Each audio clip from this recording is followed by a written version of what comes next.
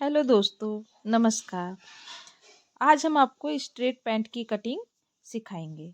हमने पहले कपड़े को बिल्कुल सीधे तरीके से इस तरीके से बिछाया है और देखिए हमने बिल्कुल बराबर से कटिंग लगाई है। कपड़े को हमको इस तरीके से रखना है कि ये चारों पल्ले इस तरीके से दिखाई दे। 1 2 3 और 4।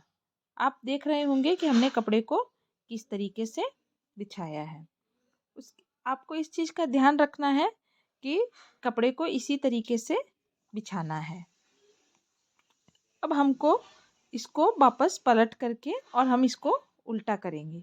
उल्टा इसलिए करेंगे ताकि हम देखेंगे कि हमारे आगे पीछे का हिस्सा बराबर है या नहीं।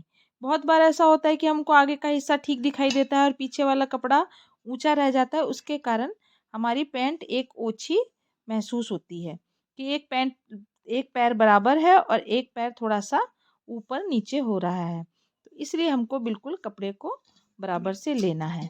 अब हम क्या करेंगे कि नीचे 2.5 इंच की पट्टी पर चाक से निशान लगाएंगे। देखिए हमने ये 2.5 इंच पर निशान लगाया है। ये हमारी फोल्ड होएगी।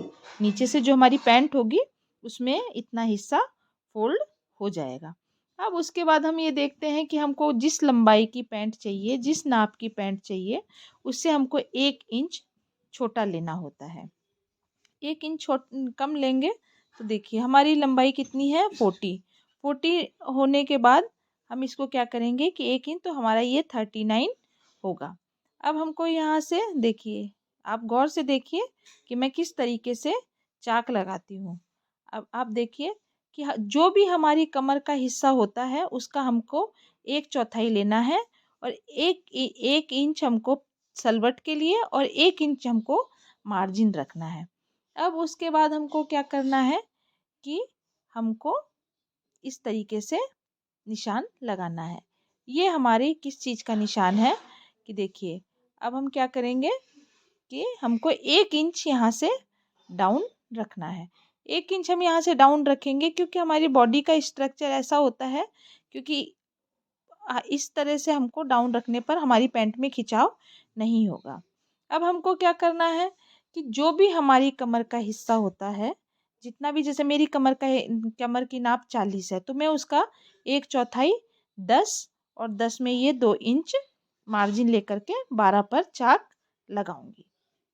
ठीक है, ताकि हमारी सीट पर बैठने में हमको सीट हमारी कंफर्टेबल हो, ऐसे खिंचाव नहीं हो। और जो भी हमारी जांघ की गोलाई का हिस्सा होता है, जितनी भी हमारी जांघ की गोलाई होती है उसका हमको 1/4 लेना है। और उस 1/4 लेने के बाद जो भी हमारा रहेगा उसमें हमको 2 इंच का मार्जिन लेना है। तो हमारी जांघ की गोलाई थी 40, तो हम उसका 1/4 कितना हुआ 10 और उसमें 2 इंच का हमने मार्जिन रखा है। अब हमको क्या करना है कि इसका जो सेंटर आता है, देखिए 10 का सेंटर कितना हुआ, 12 का सेंटर कितना हुआ 6, तो नीचे भी हमको सेम वही उतना 12 लेना है। और 12 का सेंटर देखिए हमने 6 और यहाँ से 3 और यहाँ से 3, सेंटर से हमको, सेंटर हमारा 6 था तो हमने 3 पर नाप लगाया। अब देखिए हम इंची टेप की मदद से, क्योंकि हमारे पास इंची टेप ही है तो उसकी मदद से ही हमको चाक लगाना है। कि हम लोग इतने बड़े टेलर नहीं हैं कि हमारे पास सारे सामान हो, तो हमको इंची टेप से ही इस तरीके से गोलाई देनी, हमको इसी तरीके से नाप देनी होगी। अब यहाँ से देखिए कि 1.5 इंच की गोलाई पर 1.5 इंच का निशान लगा के हमको इस तरीके से गोलाई देनी है ताकि हमको सिलने में आसानी रहे। दोस्तों, अगर आपको मेरा ये वीडियो समझ में आ रहा है तो आप प्लीज़ मुझे सब्सक्राइब करें। अब देखिए जिस तरफ से ये चारों पल्ले हमने दिखाए थे उस तरफ से हमको ये चारों पल्लों की कटिंग करनी है।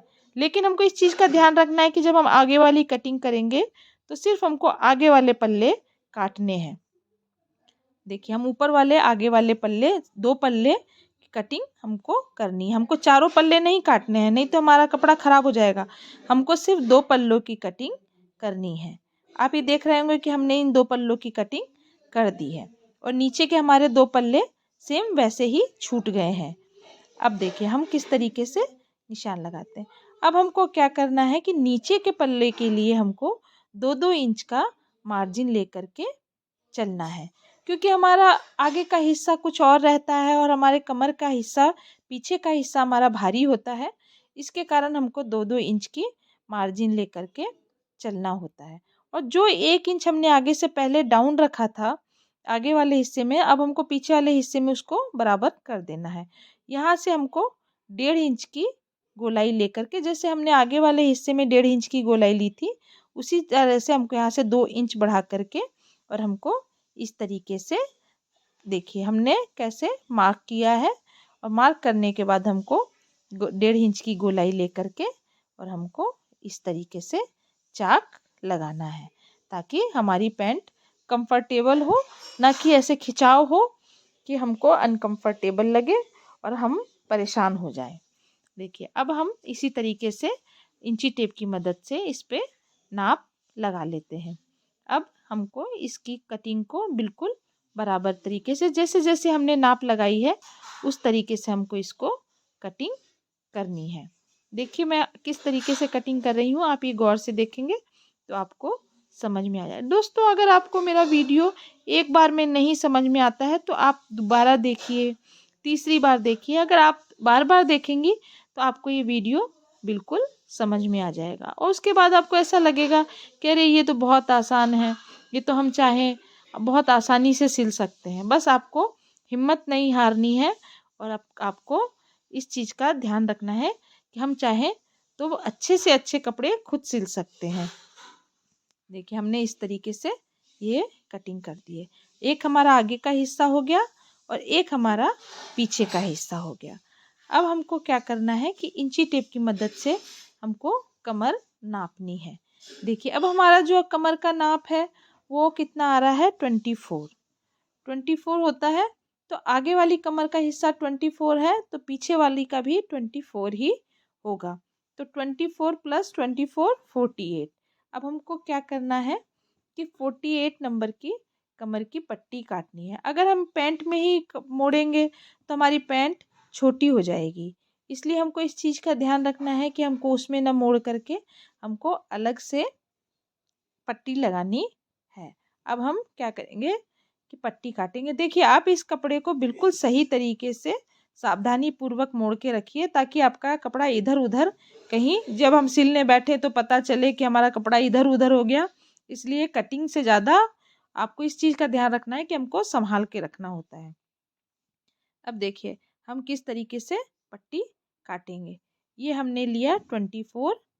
देखिए 24 आप इस तरीके से मार्क लगाएं, क्योंकि हमको 48 का चाहिए। तो देखिए अब इसको हम डबल करेंगे तो ये 48 हो जाएगा। और 3 इंच की पट्टी हमको चाहिए, ताकि ये हमको कंप्लीट 1.5 इंच हमको बन करके ये तैयार हो जाए। हमने इस तरीके से 1.5 इंच का पट्टी हमको मिल जाएगी। 3 इंच पर हमने मार्क लगाया और हमको कंप्लीट इस तरीके से मिल जाएगी। अब हम इसकी सावधानी पूर्वक कटिंग करते हैं। दोस्तों आपको मेरा वीडियो ज़रूर पसंद आ रहा होगा।